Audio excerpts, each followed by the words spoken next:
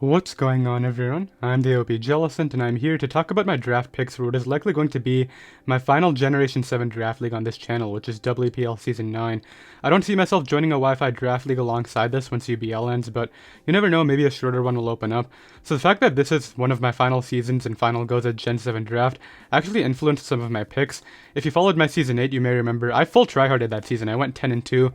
Unfortunately, I did fall a little bit short in playoffs, but it was still a really successful season as a whole. This season, however, there's certain Pokemon I know for a fact I want to try, and I arguably picked some of them a little too early. There is one in particular that I could have definitely waited on, but yeah, my record is the least of my concern. Making playoffs would be cool, but it's whatever, right? I was randomized into the 7th pick in the draft this season, which is pretty terrible, but while I may not be getting like a top 5 mon, the position at least allows me to grab anything I want outside of those mons, which is quite nice, and yeah, let's go ahead and show that pick off. So if you followed some of my previous seasons here in WPL, you may be questioning this pick, Tornadoe T, considering I've had it for season 7 and 8, and I did just mention I want to try new stuff. My first two picks, Tornadoe T here and the next one, aren't really examples of that when I said that. It's really just some of the mons later that I was referring to, but I couldn't pass up Tornadoe T here at 7th overall. Having such a nice speed tier and a reliable defogger this early is pretty invaluable. It also gives me some pretty key resistances, like fighting, ground, grass, and bug, which you'll see really covers the weaknesses on my Mega of choice too. It also has good utility, of course, knockoff, taunt. I believe I already mentioned defog, so that's great. It is also one of my 3 Z-move users because its coverage isn't that good. It's really just Psychic, Dart Pulse, Heat Wave, Focus Blast, and Stab, but even just Z Hurricane is pretty spammable on its own, and reducing the risk of missing is always great since Hurricane is only 70% accurate, so I figured the Z-move right there would be valuable, and yeah, I'm glad Tornty is back on the Leaf Storms this season, and let's discuss my other Regenerator Pokemon. And yeah, completing my Regenerator core, Reuniclus here is another mon that I'm quite accustomed to. I've had it in multiple WPL seasons as well as in quite a few other leagues throughout the generation.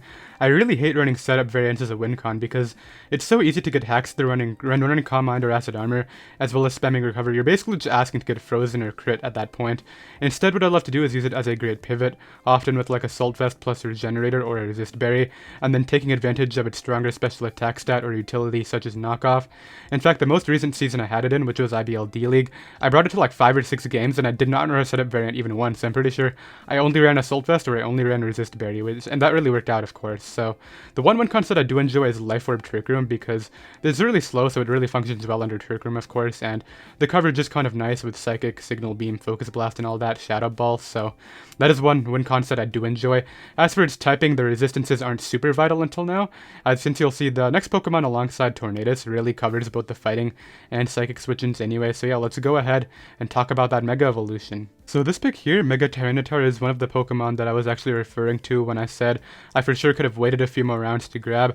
I essentially handicapped myself with this one too, since Mega Diancie was still on the board here in round 30 somehow, and I'm more familiar with that Pokemon, and it's just all around more consistent. However, I've already said I'm not here to pick optimally and try hard. I just want to give my boy Mega Tyranitar a try before the generation ends.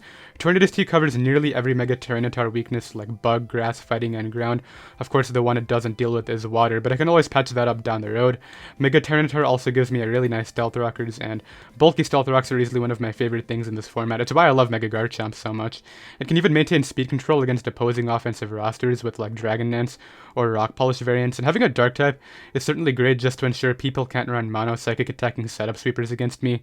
So yeah, this one should be a fun Pokemon to toy around with, and let's move right along into round number 4. So here's another Pokemon I've used multiple times, and that's for good reason. Obviously, Entei hits super hard, has great priority with extreme speed and whatnot, but it also gives me some really nice resistances to typings I didn't switch into at this point, such as Ice Fairy and Steel. While it is forced to go Adamant more often than not due to the event requirement for Sacred Fire and Extreme Speed, I've run Choice Scarf numerous times just for speed control, and even with an Adamant nature, it does outpace base 150s with a Choice Scarf, so that's always nice. Other than that, there are some other niche roles it can fill, and Assault Vest Pivot is for sure nice against special fairy types and opposing fire types such as Volcarona and Mega Gardevoir, for example, just a couple Pokemon to name. Of course, Choice Band is just a classic breaking set, so yeah, nothing else just to say here. It's pretty one-dimensional, but it's really solid, and let's move right into round number 5. From here, I really wanted a Pokemon that resists Dragon and provides me with more hazard control, and it was really between Forretress and I believe regular Scizor at this point, and I went for Forretress because it saved me a tier 2 slot and additional points, and since hazard stacking with this and Mega Tyranitar Stealth Rocks can be great, the rapid spin removal is for sure the way to go over Scissor's Defog. This thing also does get Volt Switch, so it's not like momentum is lost right here. I can still slow pivot into my breakers like Entei and Mega Tyranitar and not have to worry about momentum being lost from the regular Scissors U-turn, of course. It also does get screens, and counter is one of my favorite techs on this thing, so there's for sure options, but there's also really not much else to say about this. It is sort of one-dimensional like Entei. There are some other techs that I like to run that I don't really want to reveal in this video, so let's just go ahead and discuss my 6th round pick. Now this next Pokemon here is a Pokemon that I really want to try and draft before the generation comes to a close. If you follow my Showdown content, you know I love Keldeo on the ladder.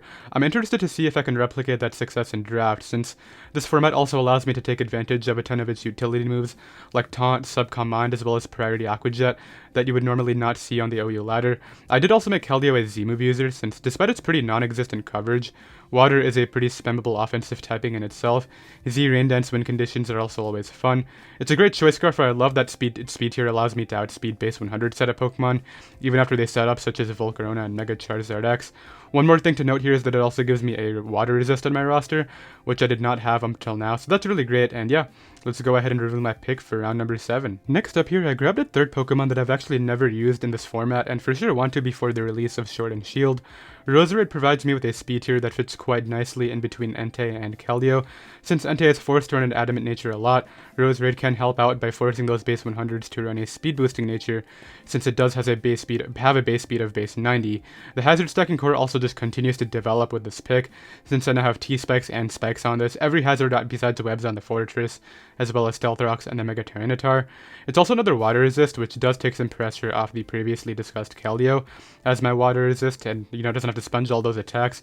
Roserade can also function really effectively as a wall breaker when paired with the Life Orb and Technician. I love the base 90 hidden powers. It's also my third and final Z-move user on this roster, really just because nothing else made too much sense, and this can appreciate the power boost to its, pretty shallow coverage being just extra sensory, and I believe it gets like dual stab and maybe, I don't even know what else it gets, just hidden power types that are boosted by Technician, which obviously you can't run Z-move on, but nothing else really made sense right here, so I figured, let me make Roserade the Z-move user, and let's move right on to round number 8. So at this point in the draft, I have a decent budget left. I can still grab a tier 3 if I want to, but I opted to hold off on that for now and instead grab Eelektross. Normally, I'd pick up a faster Electrix earlier in the draft, such as Raikou or Jolteon, but unfortunately both of those Pokemon were off the board at this point, and I focused on my draft elsewhere previous to this pick right here.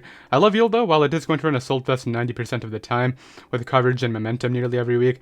I've had success with Quail sets in the past that just steamroll their particular bulkier rosters. Thunder Wave can also be used just to provide speed control for my breakers like Entei and Mega Tyranitar, two mons that can sometimes be lackluster in the speed department.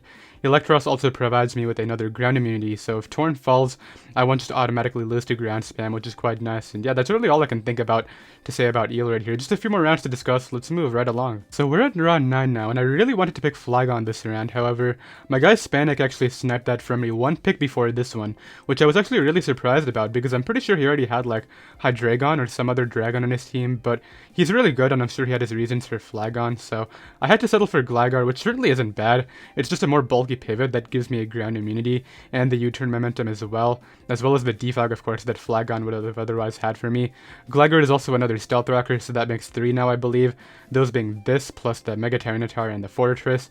Having a ground type to stop Vulture's momentum is great as well, and with the Violet and Smart Investments, Gligar can really sponge non-stab hidden powers quite nicely. It's not like HBS is like a detrimental flaw or anything, so that's quite good.